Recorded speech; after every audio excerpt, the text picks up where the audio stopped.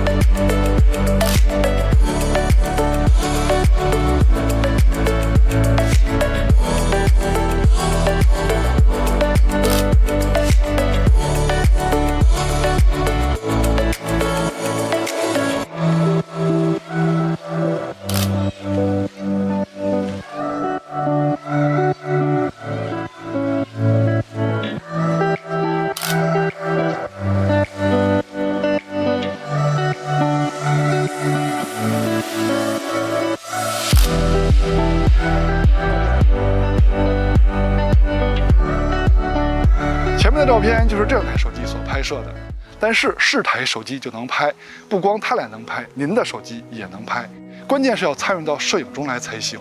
欢迎收看 ZPH， 记得点赞加关注支持我们，因为这样对我们的独立发展非常有帮助。那下面就来看看它俩在影像方面的表现呗。两台手机的整体后摄焦段大家都应该比较熟悉了吧？那华为这边是主摄超广角和3.5倍的中长焦，三星那边是主摄超广角3倍的中焦跟10倍的长焦，它们都是定焦镜头啊，没有光学变焦，没有光变。这回华为的拍摄界面，咱们主要说一下它的可变光圈。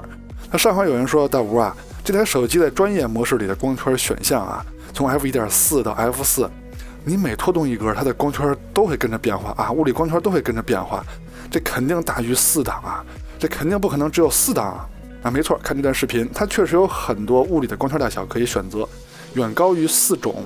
但是呢，这不叫4档啊，从 F1.4 到 F4 只有4档光圈，它就是有100种光圈大小可以调节呢，那也都是几分之一档。那什么叫10档光圈呢？你们看它的电子光圈选项啊，这个跨度从 F0.95 一直到了 F16， 但是这里呢也只有9档光圈。真正的10档光圈啊，每一档都是代表着进光量的成倍变化，从 F1 开始就是它现在的 0.95 啊。F1、F1.4、F2、F2.8、4、5.68、F11、F16 到 F22， 这个是10档光圈。那每一档呢，就是进光量的成倍变化，快门速度的成倍变化。那像视频里这种，它虽然说有好几种光圈大小，但是它只是从 F1.4 到 F4 啊，只有4档光圈。三星的拍摄界面给了4个焦段切换按钮，就是主摄、超广角还有3倍、10倍这4颗镜头啊。右边呢还有其他的数码变焦选项。下面就正式对比这两台手机了啊，还是先从主摄开始对比。从参数上说呢，三星这边占优，感光器使它更大，原生像素使它更高。从实拍样片上说，两台主摄的视角是不一样的啊。华为这边的视角更窄，它等效的是27毫米，三星是23毫米。颜色方面呢，我们就不多聊了，因为这些都是可以随便改的。我们看的都是不可更改的光学素质和解析力等啊。那中心解析力呢，华为的占优。那毕竟华为的焦段在这方面是占有优势的。镜组的光学质量，也就是边角画质把控方面呢，三星的更好啊。华为已经裁了一圈画面了，但是它的边角画质下降呢依旧很明显。再看一组主摄的样片，这视角的差距还真是挺大的啊。老实说呢，我还是比较喜欢27、28的这种焦段啊，就是华为现在的焦段。那中心解析力方面呢，依然是华为的占优。镜组的光学质量啊，就是边角画质把控呢，这回看另一边，依旧是三星的强很多。华为的主摄有5000万像素高清模式，三星是2亿像素高清模式。那解析力方面呢，三星这边强很多。华为的主摄还有一个 AI 高清模式，就是成像非常的慢啊，但是它的解析力呢会进一步提升啊，前几期都说过了。但是跟三星的2.1像素比呢，还是不行啊。再说超广角镜头啊，参数都列这儿了，我就不一一念了，咱们直接看实拍样片。颜色的区别呢就不过多展开了啊，毕竟这些都是可以随便调随便改的。视角的差距如图所示，这个红边呢就是三星拍不到的范围。中心解析力方面嘛，华为的强一些，但是锐化非常重。镜子的光学质量方面，两台超广角的边角画质下降的差不多。再看一组超广角的样片啊，你们更喜欢哪边拍摄出来的色彩呢？中心解析力方面依旧是华为的解析力更高啊，同时锐化也是更重的。不过呢，它的解析力高啊，并不是锐化带来的，因为锐化是不能平添细节的。镜子的光学质量方面跟右边是一样的啊，左边下降程度两台超广角也是差不多的。微距拍摄对于喜欢花花草草、喜欢昆虫的朋友是非常重要的，而且日常生活中网购买到有瑕疵的产品拍照取证，微距拍摄也是非常有用的。三星的超广角拍摄微距已经挺不错的了，但是跟华为的长焦微距比呢，还是不行啊，差得很多。再说中长焦镜头，华为有一颗3.5倍的中长焦镜头，它已经不能算中焦了。那三星有一颗3倍的中焦镜头。华为的3.5倍镜头虽然说有4800万像素，但是它不能输出4800万像素照片，只能输出1200万像素照片。长焦镜头这块华为就没有了，三星有一个10倍的光学镜头。样片先从2倍焦段开始看起啊，它们都是主摄的数码变焦，解析力方面华为强很多啊。现在华为是3.5倍，三星是3倍，焦段的差距还是非常大的。那解析力方面呢，从光学上说呢，两边做的都还不错啊，但是就论拍摄远方啊，在解析力方面依然是华为的更强啊，强很多。现在是10倍焦段的对比，华为就是用3.5倍的数码变焦了。解析力方面，三星的更强，而且在颜色的准确性上，华为这边也是有问题的。再说前摄啊，先看前摄自拍，用的都是默认设置。华为那边无论是肤色还是磨皮，看着有点假。三星这边还是挺写实的啊，而且肤色我很喜欢。你们更喜欢哪边的风格呢？这次我稍微喜欢三星多一些。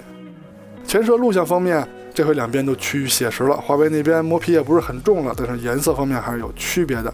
三星其实也是有超广角模式的啊，只是我没打开。如果画面中有2个人呢，它就会自动切换到超广角模式。防抖、清晰度两边都不错啊，但是整体亮度还有肤色呢，我觉得华为好。人像拍摄用的就是手机人像模式中的默认设置啊，没调其他的。华为这磨皮呀，还有这肤色呀，看着还是假。三星这边呢趋近于写实，但是肤色太红了。那相对来说呢，我这回喜欢三星多一点点，但是女孩子会喜欢华为这边的效果吧。直出宽度的对比，还是先从难度低的场景开始啊。先看第一个场景。主摄的表现两边都不错啊，就是华为有些偏色啊，偏绿。超广角的表现两边也都是可以的啊，都挺好。第二个场景主摄的表现，这回华为有偏红了，但是细节呈现呢两边都不错，超广角也都是没问题的。这个场景难度稍微大一些啊，但是无论是主摄还是超广角，两边的表现都还不错。继续加大难度，主摄的表现两边做的都不错啊，依然没有分出胜负。超广角的表现也是如此。最后一个场景主摄的表现，这回分出胜负了啊，华为的更优秀。虽然说它有些偏色，但是颜色都是可调的。可是暗部细节呈现，三星那边没有的就永远没有了啊，细节是不可再生的。超广角的表现，三星的倒稍微好一点点。再说夜景的表现，先看第一个经典的场景，有强光有阴影。这两台手机无论是主摄还是超广角，它们的表现都是不错的啊，细节呈现都没问题。现在华为是3.5倍，三星是3倍，暗部细节两边都没问题。亮部细节呢，颜色方面华为是不准的，但是细节呈现还行啊。现在是10倍端的表现，华为是3.5倍的数码变焦。那亮部细节呢，除了偏色以外呢，在细节呈现方面也是不如三星的。又到了上期华为有问题的场景了啊！先看直出的表现，无论是主摄还是超广角，亮部细节都是问题很大的，跟三星的直出没法比。那就算华为打开了夜景模式啊，依然比不过三星的直出。那无论是主摄跟超广角都是如此。看来升级了新版116固件之后，这个问题也没有得到解决。不过下一个场景的表现，三星就不行了。主摄跟华为的差距是非常大的啊，华为的表现明显强于三星，三星可以说很糟糕。那超广角的表现两边倒可以说差不多，华为呢还是有些偏色。昏暗的城市道路啊，这个场景还是非常暗的。无论是主摄还是超广角，暗部细节呈现啊，华为是明显强于三星的。就是华为啊，这个场景超广角成像还是非常的慢的。按下快门之后啊，屏幕上没有任何的提示，照片要半天才能拍完。这个时候你可千万不要挪动手机啊，要不然照片肯定虚。主摄在这个场景成像还是非常快的，按下快门呢，右下角的照片就拍出来了。而三星的直出在这个场景，无论是主摄还是超广角，按下快门之后都能立刻成像，体验方面呢还是比华为要强的。祖传神速场景就非常的暗了，就要打开夜景模式了。咱们看看厂家硬件跟软件的配合怎么样。那么这个场景主摄的表现，细节呈现方面还是三星的更强啊！别看亮度啊，看细节呈现。超广角的表现也是三星的更强。健身器场景，华为终于可以轻松的拍出这样的照片了。升级116之后，这个场景的问题确实解决了啊，不用像之前的固件一样拍出的都是这样的照片。你们可以看到，这次升级固件之后，他们在这个场景的成像差距是有多么的巨大啊！那116固件确实是比113要强了非常的多，包括树林小路的场景也是如此。116的固件，华为的表现已经明显比113固件强了非常多了啊！虽然说新固件华为在这些场景是有明显进步的，但是跟三星比呢，在细节呈现方面还是差一些。树林小路的场景也是如此啊，细节呈现方面跟三星比还是差一些啊，还是差点。那最后一个最变态的祖传神速 Pro 场景，华为这边啊，除了偏色以外呢，细节呈现还是没问题的啊，这点比我想的强。视频录制依旧用的是默认设置，也是比较接近微信等社交软件录制的效果。现在是白天主摄的表现，防抖清晰度两边都不错啊，就是颜色的差距有点大。你们更喜欢哪边的颜色呢？超广角的表现也是如此，最大的区别呢就是颜色。清晰度还有防抖两边都不错。现在是2倍录像的表现，防抖都还行啊，但是清晰度是三星的强。现在华为是4倍，三星是3倍啊。华为的第二个长焦录像呢，居然是4倍，它不是3.5倍。反正防抖呢，华为这边是没有三星强的啊，清晰度差不多。现在是10倍焦段录像的表现啊，华为那边的防抖比4倍强了很多，但是清晰度呢是不能跟三星比的。现在是夜晚主摄的录像表现。稳定性方面呢，就是防抖方面还是三星的更好一点啊，颜色的差别呢也是有的。超广角在这种场景应付起来都是非常费劲的了，但是矬子里拔将军呢，还是三星的稍微好一点。现在华为是4倍，三星是3倍，你还别说，三星就是用3倍镜头直接拍的。从地砖上看呢，三星的清晰度还是更高的，但是暗部细节呈现，比如说上面的树叶呀，就没有华为的好了。现在是10倍焦段录像的表现，华为呢是用主摄直接数码变焦到10倍拍的，也是够猛的。三星是用3倍数码变焦拍的啊，清晰度解析力呢肯定是三星的更强，但是暗部细节呈现呢没有华为的好。工业设计方面，你们就看看这两台手机放在一起的对比视频吧。我今天有点感冒啊，你们听声音也许能听出来，我少说一个字是一个字。那硬件方面呢，我们也不是很在行，我们是聊影像的节目，那下面就来总结一下这两台手机在影像方面的表现。看过上期节目的朋友应该都期待这次系统升级完116固件之后 Mate 60 Pro 有没有把夜景问题解决了。那答案呢就是解决了一半啊，那这个场景还是没有解决的，而且这个场景呢还是大家用的比较多的普通的夜景环境。那极暗环境的健身器场所的问题呢倒是解决了，再也不会拍出糟糕的样片了，也算是进步了啊。那希望前面这个场景的问题也能赶快解决。那白天主摄的对比呢，两台手机可谓是各有优势啊。超广角 Mate 60 Pro 的更好，中焦 Mate 60 Pro 的更好，长焦 S23 Ultra 的更好。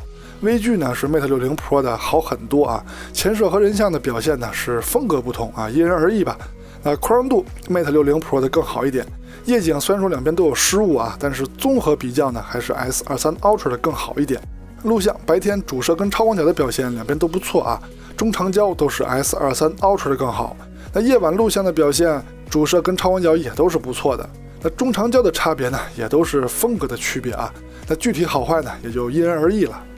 OK， 到结尾了，看完前面的内容，希望可以在选择方面为您提供了帮助，也希望您能喜欢我们的节目。记得点赞加关注支持我们，因为这样对我们的独立发展可非常有帮助啊！我们下期节目再见，拜拜。